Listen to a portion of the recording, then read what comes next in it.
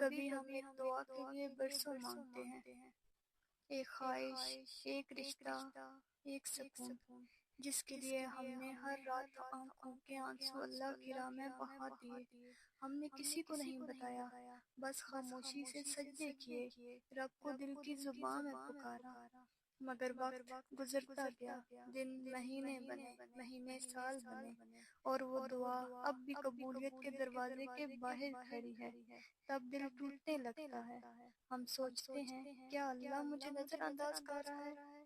کیا میری آواز اس تک پہنچ نہیں رہی؟ یا وہ جان بوجھ کر مجھے محروم رکھ رہا ہے؟ لیکن نہیں، تمہاری کوئی بھی دعا، کوئی بھی آنسو ضائع نہیں گیا۔ اللہ سب کچھ جانتا ہے۔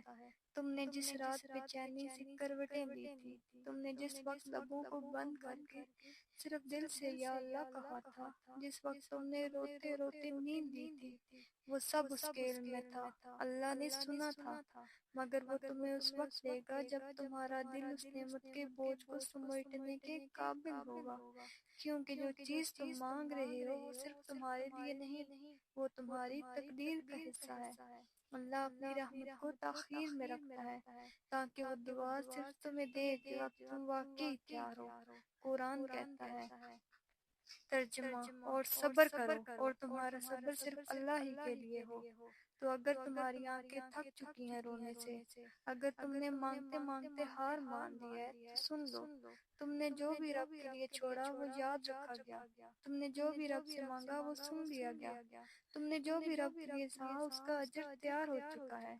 تو اختتام پہ بس میں اتنا کہوں گی، یہ سب ختم نہیں ہوا، یہ سب محفوظ ہے عرش کے قریب اللہ کی رحمت کے خزانے میں۔ تو تم بس مانگتے رہو، ٹوٹتے رہو اور کہتے رہو، یا اللہ جو تیری مرضی بس میرے حق میں بہتر ہو، کیونکہ تم جس چیز کے لیے روئے ہو اللہ نے اسے لکھ لیا ہے، اور جو اللہ لکھ لے وہ کبھی ضائع نہیں جاتا۔ جزاک اللہ خیرا۔